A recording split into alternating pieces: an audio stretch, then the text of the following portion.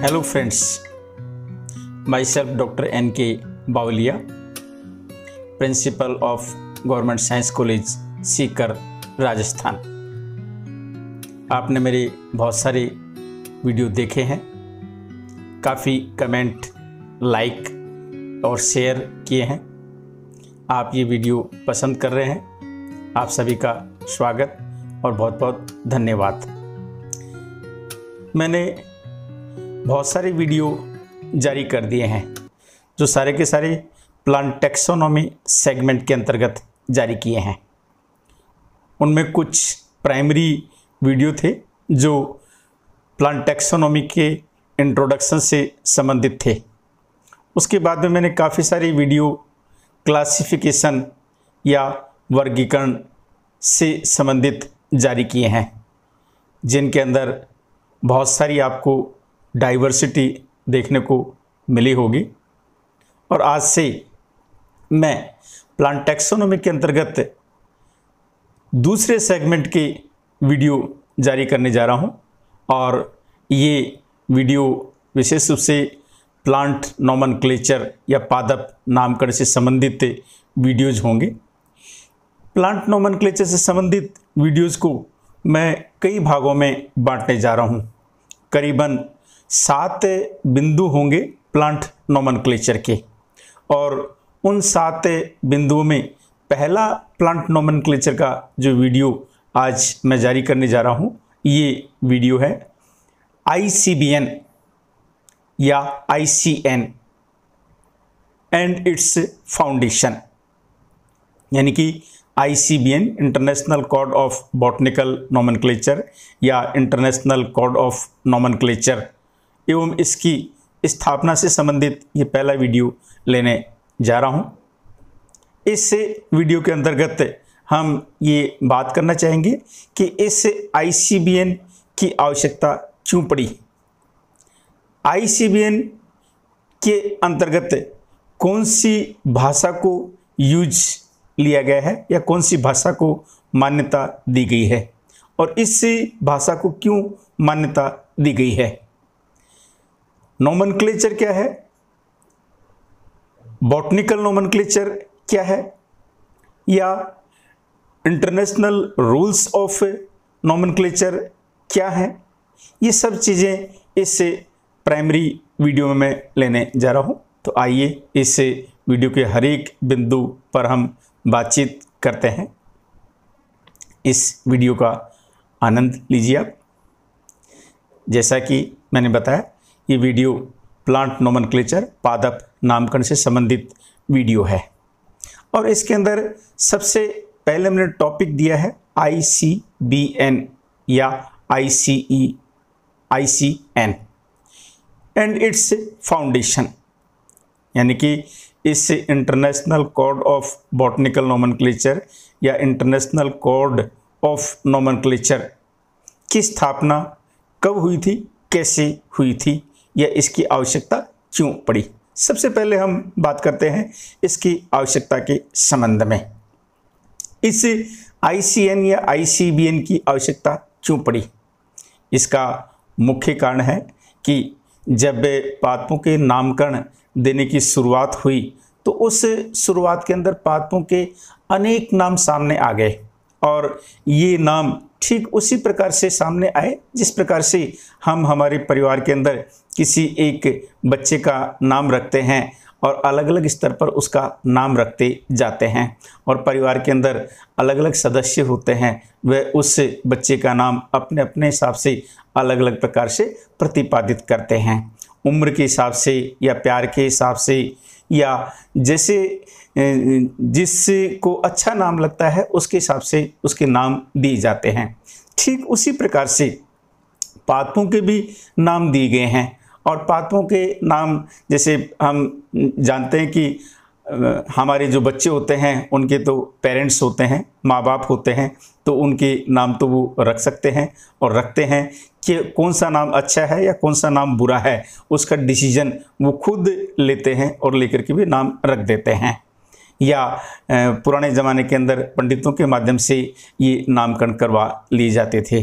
लेकिन जैसे जैसे मानव सभ्यता का विकास होता जा रहा है वैसे वैसे व्यक्ति स्वयं अपने निर्णय लेने जा रहा है। लेकिन प्लांट्स के तो कोई पेरेंट्स से या माँ बाप है नहीं, या वे अपने बच्चों का या एक प्लांट दूसरे प्लांट का नाम रख दे, ऐसा तो संभव है नहीं। लेकिन मनुष्य ने अपनी आवश्यकता के अनुसार प्लांट्स के नाम रखे हैं, और ये आवश्यकता उनकी क्षेत्रीय आवश्यकता रही होगी या राज्य स्तरीय आवश्यकता रही होगी या देशज स्तर पर आवश्यकता रही होगी।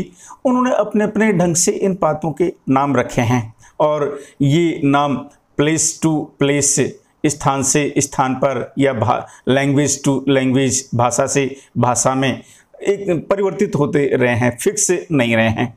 और इस प्रकार के जो नाम दिए गए हैं व्यक्तियों के द्वारा, उन नामों को कॉमन नाम्स की संज्ञा दी गई है, सामान्य नामों की संज्ञा दी गई है, या वर्नैकुलर नाम्स की संज्ञा दी गई है। और धीरे धीरे इन प्लांट्स के नाम साइंटिफिक नाम या वैज्ञानिक नाम भी देना शुरू हुए, और उस कड़ी के अंदर पहले ये साइंटिफिक नाम काफ़ी लंबे लंबे होते थे, और उन नामों के अंदर एक प्लांट का नाम कई शब्दों के अंदर होता था। उन नामों को पॉलिनोमियल नेम्स कहा गया या बहुपद नाम कहा गया है, यानी कि एक ही पादप के नाम के अंदर अनेक स्टेप्स होते थे या अनेक शब्द होते थे, और एक प्रकार से उस पादप की क्या फीचर्स हैं उन फीचर्स को शॉर्ट के अंदर लिखा जाता था, और उसे एक तरह से साइंटिफिक नाम की संज्ञा दी जाती थी। लेकिन ये नाम इतने लंबे होते थे कि उन नामों को याद रखना आसान नहीं होता था, या उनको पहचानना आसान नहीं होता था, और कई बार वे नाम एक नाम दूसरे नाम से काफ़ी ज़्यादा भ्रमित करते थे। इस कारण से इस प्रकार के जो नाम थे वे नाम बहुत सारे नाम हो गए। व्यक्तियों के सामने समस्या हो गई कि हम क्षेत्रीय नाम रखें या सामान्य नाम रखें या लैंग्वेज टू लैंग्वेज नाम रखें या कॉमन नाम रखें या पॉलिनोमियल नाम रखें, किस प्रकार के नाम रखें। तो इस प्रकार की समस्या आ गई धीरे धीरे, जैसे जैसे मानव सभ्यता का विकास हुआ और जैसे जैसे रिसर्चर्स ने अपने अपने डेवलपमेंट किए, शोधकर्ताओं ने, तब इस प्रकार के एक नियम की आवश्यकता पड़ी, और उस नियम के तहत ही ये नाम दिए गए हैं। इस कारण से इससे international code of botanical nomenclature की आवश्यकता पड़ी, और इस आवश्यकता के अंदर बहुत सारे नाम एक जगह पर आ जाना और उन नामों के अंदर भ्रांति उत्पन्न होना, यही एक तरह से इस ICBN की आवश्यकता रही है या नीड रही है। इस आवश्यकता के क्रम में साइंटिफिक भाषा के अंदर या वैज्ञानिक भाषा के अंदर नोमेनक्लेचर शब्द सामने आया या नामकरण शब्द सामने आया। नोमेनक्लेचर मीन्स ये एक प्रकार की आर्ट है, नेमिंग ऑफ एन ऑब्जेक्ट, किसी भी ऑब्जेक्ट को नाम देने की एक कला है। कला से सेंस है कि जैसे सामान्य व्यक्ति एक सामान्य नाम दे देता है, लेकिन साइंटिफिक नाम देने के लिए कुछ एक आर्ट होनी चाहिए या कला होनी चाहिए, उसके पीछे किसी न किसी प्रकार का आधार होना चाहिए, और उस आधार को ही एक तरह से art of naming of an object कहा गया है, जिसे साइंटिफिक भाषा में नोमेनक्लेचर या नामकरण कहा गया है। अब हम बात करते हैं बॉटनिकल नोमेनक्लेचर। यदि इस प्रकार के नोमेनक्लेचर या आर्ट को, नामकरण को प्लांट्स के लिए अपनाया जाता है, तो इस प्रकार की जो आर्ट है उसे बॉटनिकल नोमेनक्लेचर कहा गया है, या वनस्पतिक नामकरण कहा गया है, या प्लांट नोमेनक्लेचर कहा गया है, या पादप नामकरण कहा गया है, या शॉर्ट में हम कह सकते हैं नेमिंग ऑफ प्लांट्स, पादपों के नामकरण को ही यहाँ पर प्लांट नोमेनक्लेचर या बॉटनिकल नोमेनक्लेचर कहा गया है। अब हम आगे आते हैं अगले बिंदु के लिए, इंटरनेशनल रूल्स ऑफ नेमिंग, नामकरण के अंतर्राष्ट्रीय नियम। नामकरण के अंतर्राष्ट्रीय नियम बनाने की एक आवश्यकता पड़ी। क्यों आवश्यकता पड़ी? क्योंकि जैसे मैंने पूर्व बताया बहुत सारे नाम सामने आ गए थे, और बहुत सारे नाम सामने आ गए थे तब साइंटिस्ट के सामने या वैज्ञानिकों के सामने या शोधकर्ताओं के सामने ये समस्या उत्पन्न हो गई कि कौन सा नाम रखा जाए, कौन सा नाम, एक प्लांट का एक नाम रखा जाए जिससे उस प्लांट को सभी जगह पर उसी नाम से जाना जाए। जिस प्रकार से हम हमारे बच्चे का नाम 10th क्लास के अंदर रजिस्टर्ड करवा देते हैं और उसी नाम से वह बच्चा या हम उस नाम से आगे तक मरणोपरांत तक भी उस नाम से जाने जाते हैं, ठीक उसी प्रकार से किसी प्लांट का नाम होना चाहिए जो रजिस्टर्ड होना चाहिए, जो मान्यता प्राप्त होना चाहिए, जिसे हम उस नाम को जाने या हमेशा उसी नाम से उस प्लांट को जाना जाए। इसके लिए वैज्ञानिकों ने, साइंटिस्ट ने सजेशन दिए और सजेशन इस प्रकार से दिए कि इस प्रकार का नाम दिया जाना चाहिए जो इंटरनेशनली लेवल पर यूनिवर्सली एक्सेप्टेड हो और इसके लिए एक सिस्टम बनाया जाए, एक तंत्र बनाया जाए जिससे उस प्लांट का नाम रखा जाए और ये नाम एक निश्चित लैंग्वेज के अंदर रखे जाएं और इस निश्चित लैंग्वेज के रखे जाने के लिए इंटरनेशनल रूल्स ऑफ नेमिंग बने। उनके अंदर विशेष रूप से लैटिन भाषा को चुना कि किसी भी प्लांट का नाम लैटिन भाषा के अंदर दिया जाए, हमेशा के लिए जैसा भी नाम दिया जाए लैटिन लैंग्वेज के अंदर उस प्लांट का नाम दिया जाए, जिससे वह अलग से दिखाई दे कि किसी प्लांट का नाम है या किसी प्लांट की आइडेंटिटी है, जो लैटिन लैंग्वेज से दिख जाए और अलग से दिखाई दे। आप जानते हैं लैटिन लैंग्वेज जब भी हम पढ़ते हैं या देखते हैं तो वे एक तरह से तिरछे अक्षरों के अंदर प्रिंटेड होती है और जब हाथ से लिखी जाती है तब उसे अंडरलाइंड किया जाता है, अधोरेखांकित किया जाता है। इवन चाहे हम इंग्लिश में लिखें उन शब्दों को, चाहे हिंदी के अंदर लिखें उन शब्दों को, हाथ से लिखने पर उन्हें अंडरलाइंड किया जाता है, अधोरेखांकित किया जाता है और वह इस बात का सूचक होता है, इंडिकेशन होता है कि ये किसी प्लांट का साइंटिफिक नाम है, वैज्ञानिक नाम है। इसलिए इंटरनेशनली एक्सेप्टेड लैंग्वेज लैटिन भाषा को चुना गया नामकरण करने के लिए, किसी भी प्लांट का नामकरण करने के लिए। अब हमारे सामने सवाल खड़ा होता है कि इसी लैटिन लैंग्वेज को ही क्यों चुना गया इंटरनेशनल लेवल पर? बहुत सारी भाषाएं हैं, हमारी भाषा को क्यों नहीं चुना गया? हमारी बहुत सारी पुरानी भाषा है, संस्कृत को क्यों नहीं चुना गया? अंग्रेजी को क्यों नहीं चुना गया? हिंदी को क्यों नहीं चुना गया? फ्रेंच को क्यों नहीं चुना गया? या और किसी भाषा को कोई क्यों नहीं चुना गया? क्यों? ऐसा क्या कारण रहा कि इस लैटिन लैंग्वेज को ही चुना गया? इसके कुछ कारण हैं कि इस लैटिन लैंग्वेज को ही चुना गया। इसका पहला कारण तो है कि ये जो लैटिन लैंग्वेज है ये किसी भी देश की नेशनल लैंग्वेज नहीं है, किसी भी देश की राष्ट्रीय भाषा नहीं है, इसलिए कोई भी व्यक्ति इसके ऊपर विवाद नहीं कर सकता कि हमने आपकी भाषा का चयन किया है या उस देश की भाषा का चयन किया है या उन लोगों की भाषा का चयन किया है। ये भाषा किसी भी कंट्री की या किसी भी देश की नेशनल लैंग्वेज नहीं है, इसलिए इसके ऊपर किसी प्रकार का विवाद नहीं है। इसलिए इस भाषा को प्लांट नोमेनक्लेचर के लिए, पादपों के नामकरण के लिए चुना गया। पहला कारण तो ये रहा।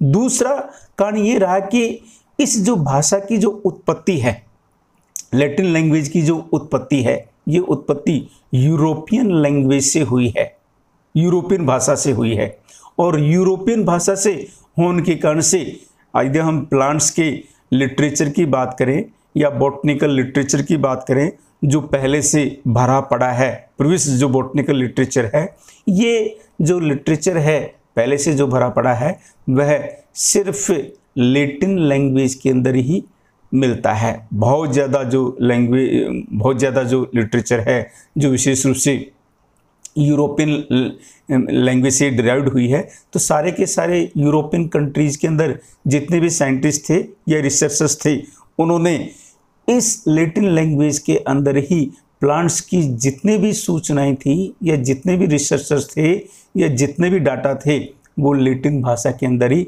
उपलब्ध हैं। इसलिए ये मूल रूप से 3 कारण रहे हैं कि ये लैटिन भाषा किसी भी देश की राष्ट्रीय भाषा नहीं है। इसकी उत्पत्ति यूरोपियन लैंग्वेज से हुई है और जो पुराना लिटरेचर जितना भी है बॉटनी से संबंधित वह लैटिन लैंग्वेज के अंदर उपलब्ध है। इस कारण से इस भाषा को ही प्लांट नोमेनक्लेचर के लिए चुना गया।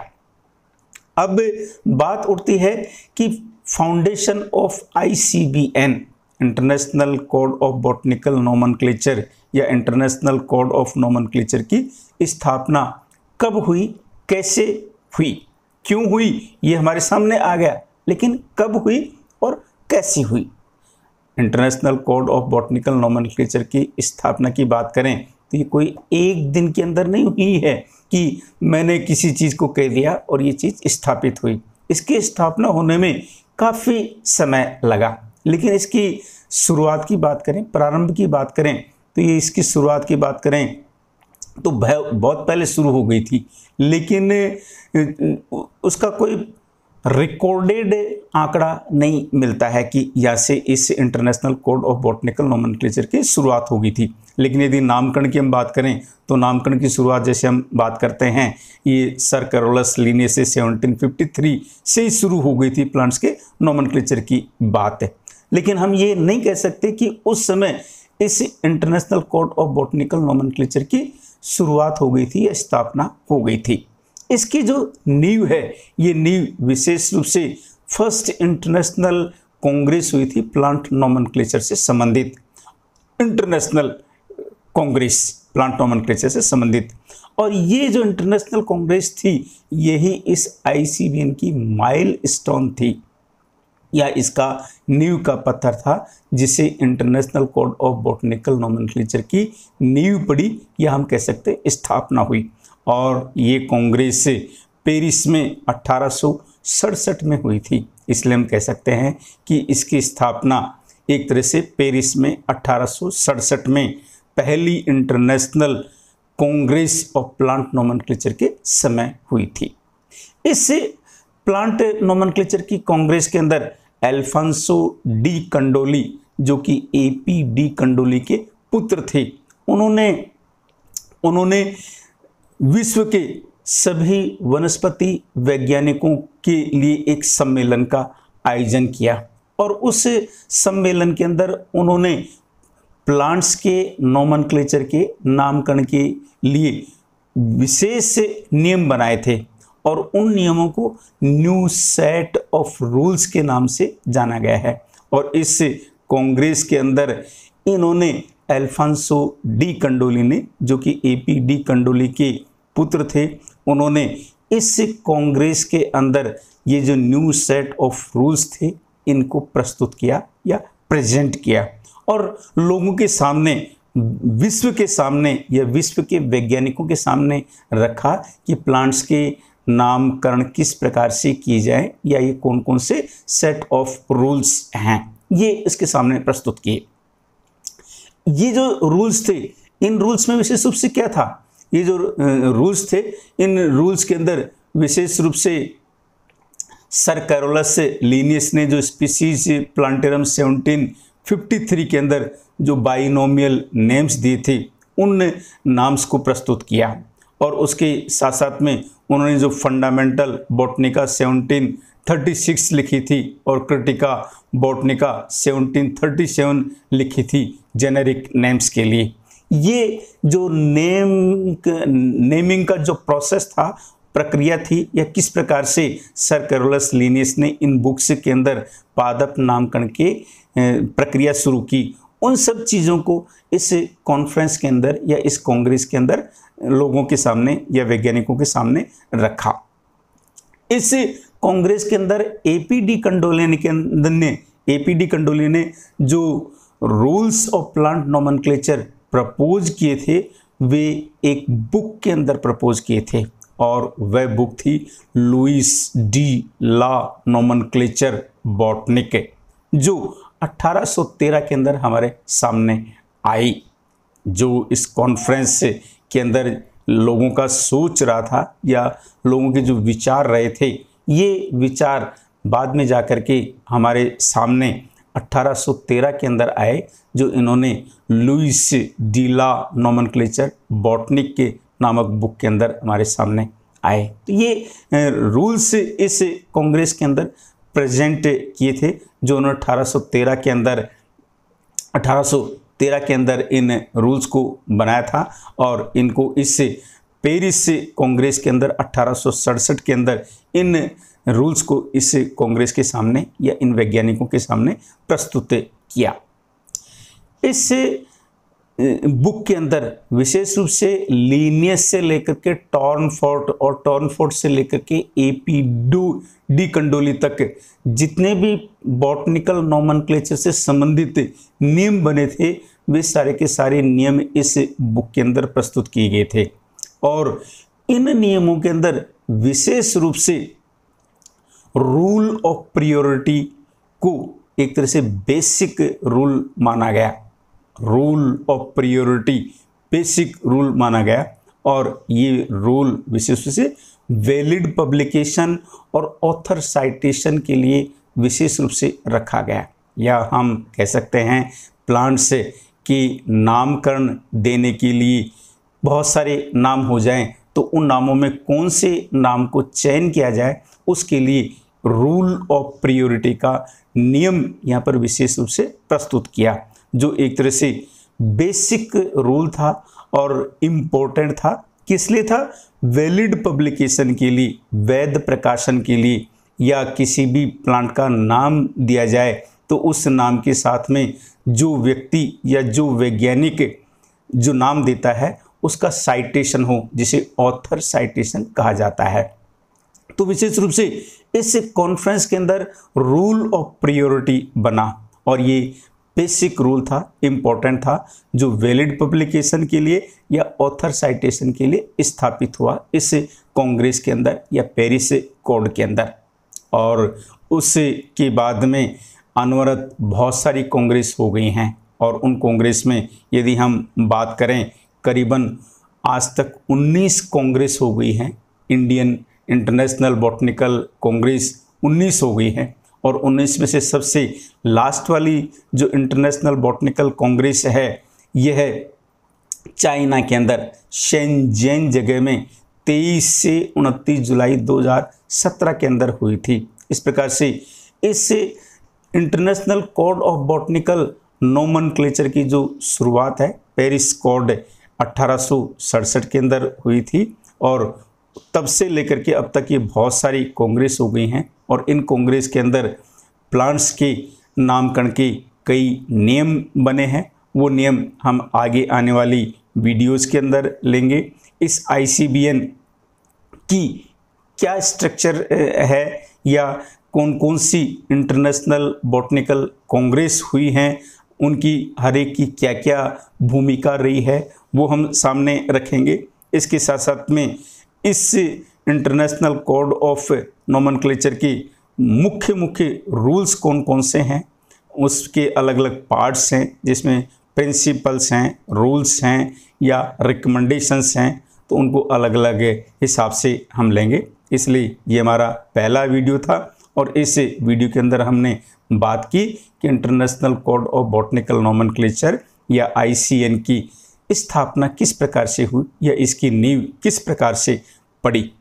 आगे आने वाली वीडियो के अंदर दूसरा जो वीडियो हमारा सामने आएगा, उसके अंदर वेरियस इंटरनेशनल बॉटनिकल कांग्रेस के बारे में हम बात करेंगे कि कौन कौन सी इंटरनेशनल बॉटनिकल कांग्रेस, जैसे कि हमने 19 की बात की है, तो हर एक के बारे में हम बात करेंगे कि इनको कौन आयोजित करता है, कैसे आयोजित करता है। ये सारी बातें आने वाली वीडियो के अंदर हम लेंगे। आपको बहुत बहुत धन्यवाद। ये वीडियो आपने देखा, कैसा लगा आप शेयर कीजिए, लाइक कीजिए, सब्सक्राइब कीजिए। घर पर रहिए, स्वस्थ रहिए, खुश रहिए और अध्ययन करते रहिए। धन्यवाद।